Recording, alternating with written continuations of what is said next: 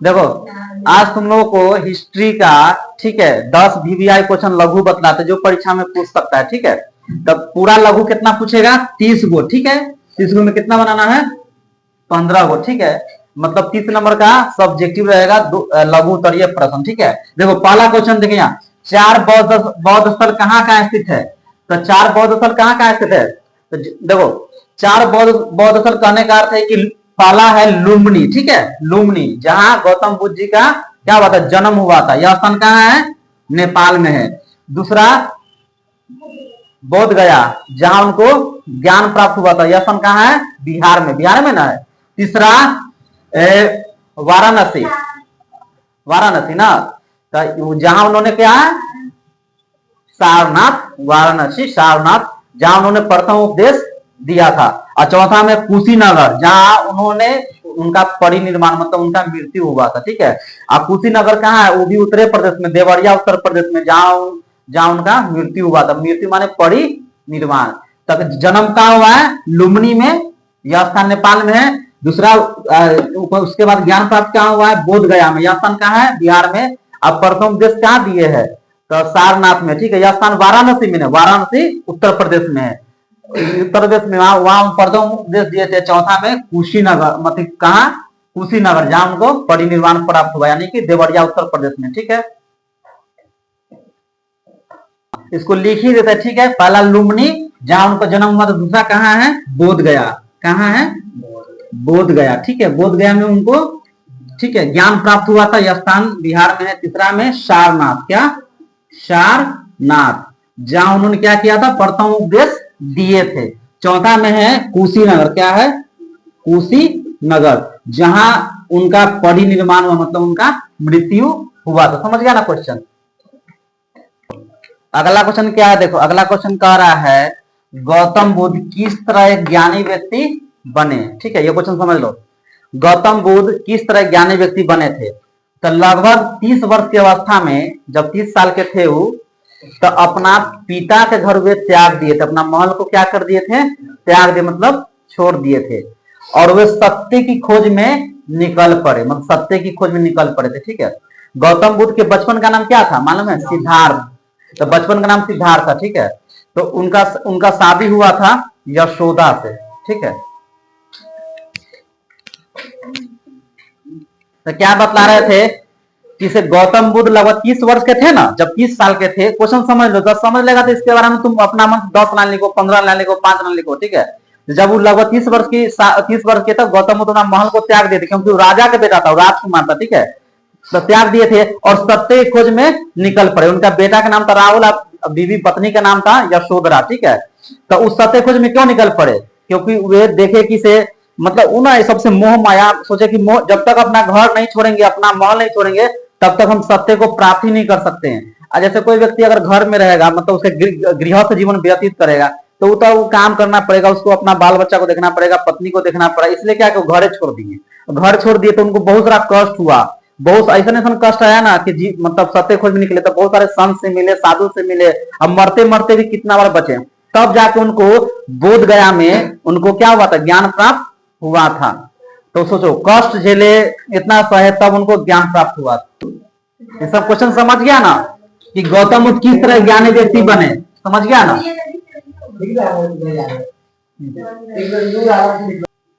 देखो अगला क्वेश्चन समझो, बहुत वीवीआई क्वेश्चन, ये क्वेश्चन पूछता था, कभी नहीं पूछा, ठीक है। कह रहा वज्रयान संप्रदाय के विषय में आप क्या जानते हैं? वज्रयान संप्रदाय के विषय में आप क्या जानते हैं, ठीक है। तो बौद्ध धर्म का जब स्थापना हुआ, जब बौद्ध धर्म अस्तित्व में आया, गौतम बुद्ध स्थापना किए, तब बौद्ध धर्म 2 भाग में विभक्त हुआ, एगो महायान, एगो वज्रयान, ठीक है। तो वज्रयान संप्रदाय का उदय 8वीं सदी में हुआ था, बिहार और बंगाल में, 8वीं सदी में। इतना ऑब्जेक्टिव जब पूछेगा तो ऐसी पूछता है कि वज्रयान संप्रदाय का उदय कब हुआ था? 8वीं सदी में, ठीक है। तो बिहार और बंगाल में हुआ था। तो उसका जो मानने वाला था, अनुयायी लोग था, कई प्रकार की गोपनीय क्रिया करता था। मतलब गोपनीय मतलब था गुप्त तरीके से। जैसे उसमें ना स्त्रियां और मदिरा में होता शराब, वो आवश्यक था। मतलब उस जो वज्रयान संप्रदाय के लोग था ना, संप्रदाय के लोग था, वो दारू भी पीता था, शराबो पीता था और शादियों करता था बौद्ध भिक्षु बन के। और इसमें इस संप्रदाय में देवियों का महत्व था। देवी मतलब महिला का, तो उसको क्या कहा गया, बुद्ध की रानियां के रूप में प्रस्तुत किया गया था। मतलब बुद्ध की रानी कहा कि बुद्ध की रानी है, महिला को भी देवी का भी स्थान दिया गया था, जिसको तारा कहा गया। मतलब बुद्ध की रानी को क्या कहा गया, तारा। तो ये जो धर्म था वो वज्रयान संप्रदाय, मतलब वज्रयान संप्रदाय का धर्म नहीं, तो इसमें अफगानिस्तान, सिंध, कश्मीर इस समय फैला। और गलत जो रीति रिवाज आ गया था ना, मदिरा पीने लगा, सब दारू भी पीने लगा, और बाद शादी भी करने लगा, मतलब गलत व्यवहार करने लगा। इस कारण ना बौद्ध धर्म का जो संप्रदाय का पतन हुआ। बौद्ध धर्म के पतन के कारण क्या था भारत में, यही संप्रदाय था। महायान इससे अच्छा था, वज्रयान से अच्छा महायान संप्रदाय था, ठीक है। लेकिन वज्रयान थोड़ा ना गलत गलत काम करने लगा था। दारू पिएगा तो गलती काम ना होगा। अब गौतम बुद्ध का नियम था कि शराब नहीं पीना है, तो ये सब उल्टे काम करने लगा, जो मना किया से करने लगा। अब गौतम बुद्ध की मूर्तियों को पूजने लगा बना बना के। रानी को, देवी का कोई स्थान नहीं था गौतम बुद्ध में अति बौद्ध धर्म में, लेकिन उसका भी स्थान दे दिया। इस कारण धर्म खत्म हो गया। भारत में था, पंजाब समय फैला था, अफगानिस्तान तक फैला था, कश्मीर सब में, ठीक है। बिहार बंगाल में तो था ही। कला इसका उदय कहाँ हुआ था, बिहार और बंगाल में 8वीं सदी में हुआ था, ठीक है। ये धर्म पतन हो गया, इस धर्म मतलब ये जो संप्रदाय था इसका पतन हो गया, ठीक है। अगला क्वेश्चन देखो, अगला क्वेश्चन गरीबी वीवीआई क्वेश्चन है। खालसा पंथ की स्थापना किसने और कब की, ठीक है। इसका आंसर लिख लो, इसका आंसर लिखो। देखो, खालसा पंथ की स्थापना, खालसा पंथ की स्थापना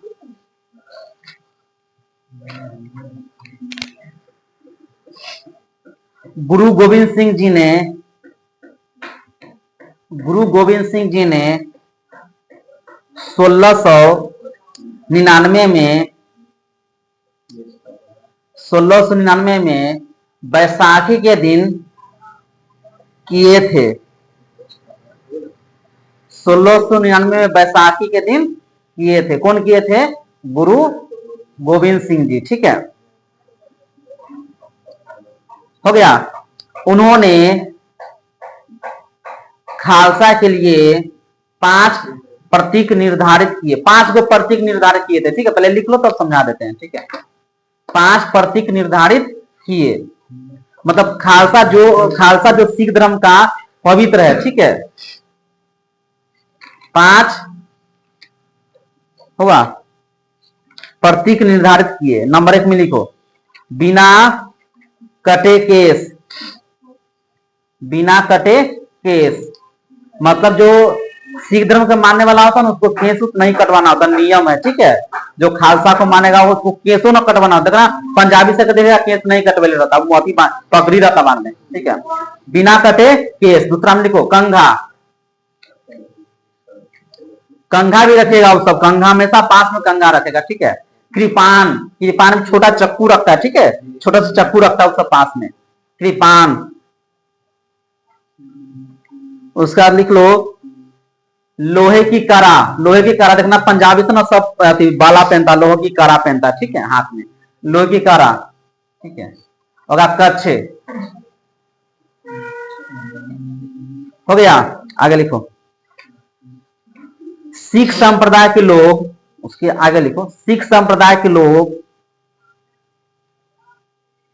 इनका जन्म दिवस, मतलब जो गुरु गोविंद सिंह का जन्म दिवस है, इनका जन्म दिवस 13 अप्रैल को प्रतिवर्ष मनाते हैं। 13 अप्रैल को मनाया जाता है, ठीक है।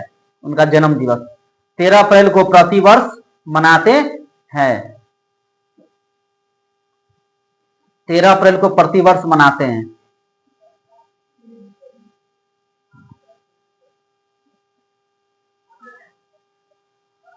हो गया ना। गुरु गोविंद सिंह जी ने आनंदपुर साहिब में खालसा पंथ की स्थापना की। आनंदपुर साहिब जगह है, वहां खालसा पंथ की स्थापना किए थे, ठीक है।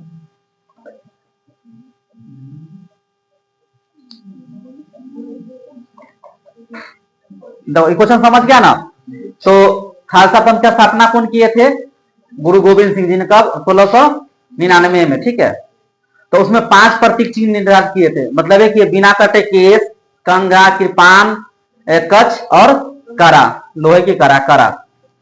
तो प्रतिवर्ष सिख समुदाय के लोग हैं, उनको मानने वाले लोग हैं, कब मनाते हैं उनका जन्म, 13 अप्रैल को, ठीक है। स्थापना कहाँ किए थे, आनंदपुर साय में खालसा पंथ की स्थापना किए थे। समझ गया ना क्वेश्चन? क्वेश्चन VBI, ठीक है, देख लेना। देखो अगला क्वेश्चन है सरिया का अर्थ एवं स्रोत बताइए, ठीक है। ये क्वेश्चन VBI भी कभी नहीं पूछा, ठीक है, ये पूछ सकता है क्वेश्चन, सब VBI क्वेश्चन है। गौतम बुद्ध किस तरह ज्ञानी व्यक्ति बने, चार बौद्ध स्थल कहाँ स्थित है, बर्जियान संप्रदाय के विषय में क्या जानते हैं, खालसा पंथ का स्थापना किसने और कब की, और सरिया का अर्थ एवं स्रोत बताइए। तो सरिया का अर्थ एवं स्रोत, सरिया क्या है? मुसलमान, कोई मुसलमान कंट्री में ना सरिया, बहुत सारा देश में ना सरिया से चलता है। जैसे भारत में संविधान से ना चलता है, लेकिन बहुत सारा जो इस्लामिक कंट्री वहां सरिया से चलता है देश, ठीक है। तो सरिया क्या होता है? मुस्लिम धर्म से जुड़ा हुआ है, ठीक है।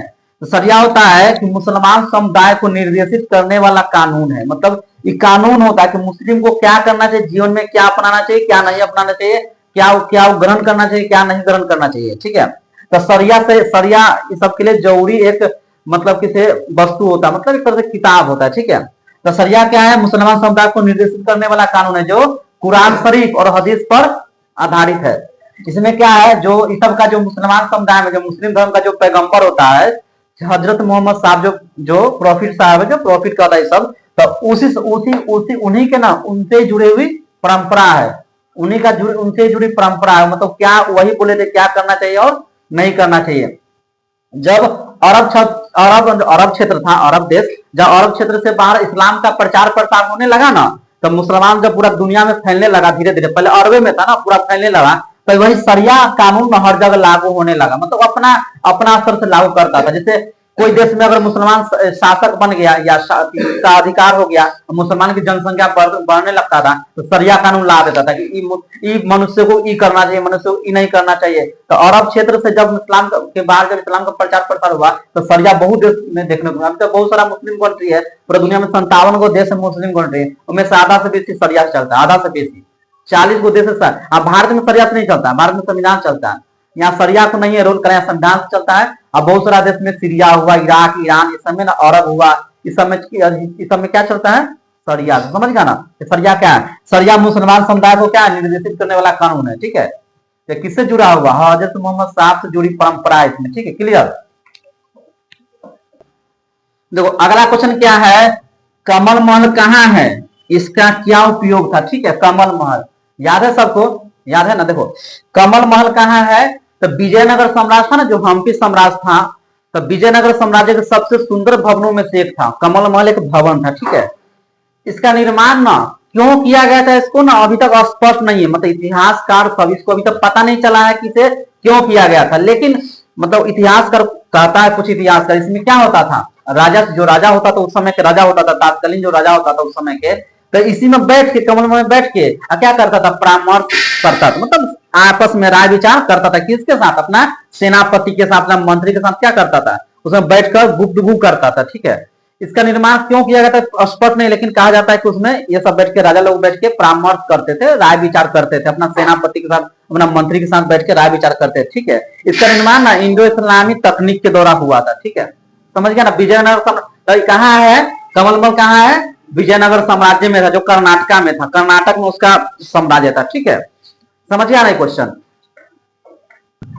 देखो अगला क्वेश्चन है, मुगलों के शाही परिवार पर प्रकाश डाले, ठीक है। तो शाही परिवार मतलब क्या होता है, उसका जो मुगल वंश था उसका शाही परिवार के बारे में लिखना है, ठीक है। तो पहले समझ लो, तो मुगलों के शाही परिवार को समझने से पहले हमको ना हरम को समझना आवश्यक है। हरम, हरम माने क्या होता है, पवित्र स्थान। तो ये शब्द कहाँ से निकला है? फारसी से। हरम इस ऑब्जेक्टिव में रहेगा, हरम शब्द कहाँ से निकला है? तो फारसी से, और अरबी फारसी होता ना, अरबी फारसी, तो वहां से निकला, ठीक है। तो इसमें क्या होता था, शाही परिवार में क्या होता, हरम में कौन रहता था? बादशाह की पत्नियां, उपपत्नियां, उसके बाद रिश्तेदार, गुलाम, ये सब कहाँ रहता था? हरम में रहता था, ठीक है। हरम माने होता है पवित्र स्थान। समझ गया ना? देखो तो जो बादशाह के जो रिश्तेदार रहता, चाहे गुलाम, पत्नी, तो उनमें अंतर रखा जाता था। बेगम को ज्यादा अच्छा स्थान दिया जाता था, ठीक है। और अन्य जो उनका उपपत्नी माने कि अदर भी शादी, पहले राजा से बहुत शादी ना करता था, बहु विवाह का प्रचलन था। मतलब एक राजा ना 20 शादी कर लेता था, 30 शादी करता था। लेकिन उसमें शादी माने कोई राज पर आक्रमण किया और राज्य को जीत लिया, तो वहां के जो राजकुमारी से शादी कर लिया, शादी करके लिया, लेकिन वो हुआ तुमको उपपत्नी, मतलब जबरदस्ती शादी कर लिया। एगो होता है धूमधाम शादी करता था तो पत्नी हुआ मेन पत्नी, तो पत्नी को रखता था अच्छा महल में, और वो पत्नी रहता था उसको कैसनो महल दे देता था। तो पहले के राजा से एगो दूगो शादी थोड़ी ना करता था, 20-20 को शादी करता था, 25-25 को, 15-15 को, किसी को 20 को से कम शादी होवे नहीं करता था। तो बहुपत्नी का रिवाज था पहले, समझ गया। तो हरम माने होता है पवित्र स्थान, समझ गया ना। हरम माने क्या होता है? पवित्र स्थान, जहाँ बादशाह की पत्नियां पत्नी सब रहता था। देखो क्वेश्चन है बाबर का परिचय दे ना, क्वेश्चन है बाबर का परिचय दे। तो बाबर कौन था पहले जान लो। बाबर कौन था? मालूम होगा, मुगल वंश का संस्थापक था, ठीक है। तो बाबर कौन था? मुगल वंश का संस्थापक था, ठीक है। ये क्वेश्चन पूछ सकता है। तो बाबर ने 21 अप्रैल 1526 को पानीपत के मैदान में इब्राहिम लोदी को, यानी लोदी वंश के संस्थापक इब्राहिम लोदी को हराकर भारत में क्या किया था? मुगल वंश की नींव डाली थी, ठीक है। कौन किसको हराया था? तो लोदी को, इब्राहिम लोदी को। फिर ऑब्जेक्टिव में ऐसे आता है कि पानीपत का प्रथम युद्ध कब हुआ? तो 1526 को, ठीक है। और किसको हराया था? तो इब्राहिम लोदी को हराया था, ठीक है। तो बाबर युद्ध में क्या किया था? पानीपत के प्रथम युद्ध में कैसे हुआ, कैसे लड़ा था, कैसे लड़ा था युद्ध? घुड़सवार का प्रयोग किया था, तो खाने का प्रयोग किया था। इब्राहिम लोदी के पास था नहीं, अब पीछे से वार करके उसको हरा दिया था। तब तब भारत में मुगल वंश की नींव डली, स्थापना हुआ, बाबर किया था मुगल वंश की, ठीक है। तो मुगल वंश का स्थापना कौन किया है? बाबर। किसको हराए थे? तो लोदी को, इब्राहिम लोदी को हरा किया था, ठीक ना। देखो यहाँ अगला क्वेश्चन है रिकॉर्डो कौन था, ठीक है। पहले इससे पहले तुमको लोगों को समझा बाबर का परिचय दिया, समझा ना दिए कि बाबर कौन था? मुगल वंश का संस्थापक था, जिसने पानीपत के प्रथम लड़ाई में इब्राहिम लोदी को हराकर भारत में मुगल वंश की स्थापना किया था। अब बाबर का पूरा नाम क्या था? जहीरुद्दीन मोहम्मद बाबर, ठीक है। अब देखो पढ़ो, रिकॉर्डो कौन था? क्वेश्चन समझ लो, रिकॉर्डो कौन था? तो इंग्लैंड का, ब्रिटिश का, इंग्लैंड का प्रसिद्ध अर्थशास्त्री था। अर्थशास्त्री मतलब इकोनॉमिक्स का जानकार था, अर्थशास्त्री था, ठीक है।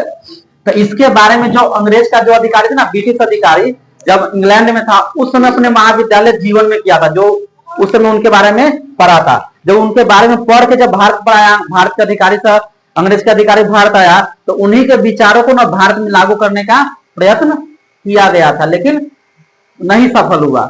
तो इसका रिकॉर्डों का मूल मंत्र क्या था? उनका उद्देश्य क्या था? उनका क्या पर्पस था? कि जो भू स्वामी होगा, भू मालिक होगा, उनको ना लगान वसूलने का अधिकार है, औसत लगान वसूल सकता है। किससे? भारत के नागरिक से, समझ गए ना। कि डेविड रिकॉर्डो कौन था? इंग्लैंड का प्रसिद्ध अर्थशास्त्री था, ठीक है। देखो अंतिम क्वेश्चन है, सिंधु घाटी सभ्यता को हड़प्पा सभ्यता क्यों कहा जाता है, ठीक है। यहाँ देखो, आगे देखो, तो सिंधु घाटी सभ्यता को हड़प्पा सभ्यता क्यों कहा जाता है? क्योंकि इसकी खोज ना, सिंधु घाटी सभ्यता को हड़प्पा सभ्यता इसीलिए कहा जाता है क्योंकि इसकी खोज ना सर्वप्रथम हड़प्पा नामक स्थान से 1921 में हुआ था। मतलब हड़प्पा नामक स्थान था ना, वहां से 1921 में सर्वप्रथम इसका खोज हुआ था। इसीलिए इसको क्या कहते हैं? हड़प्पा सभ्यता। इसका विस्तार कहां से था? पंजाब था, सिंध था, गुजरात था, राजस्थान था, ठीक है। इन सभी क्षेत्रों में बलूचिस्तान तक था इसका विस्तार। किसका? हड़प्पा सभ्यता को, समझ गया ना क्यों कहा जाता है? क्योंकि प्रथम 1921 में सबसे पहली बार इसकी खोज हड़प्पा नामक स्थान से हुआ था। किसको? सिंधु घाटी सभ्यता की खोज, इसलिए इसको क्या कहते हैं? हड़प्पा सभ्यता भी कहते, समझ गया ना, समझ गया। तो 10 क्वेश्चन समझाना दिए। देखो पहला क्वेश्चन था कि गौतम, पहला क्वेश्चन था महात्मा क्या था? गौतम बुद्ध किस तरह, हाँ अच्छा, 4 बौद्ध सल ना। दूसरा में था गौतम बुद्ध किस तरह ज्ञानी व्यक्ति बने, ना क्वेश्चन था।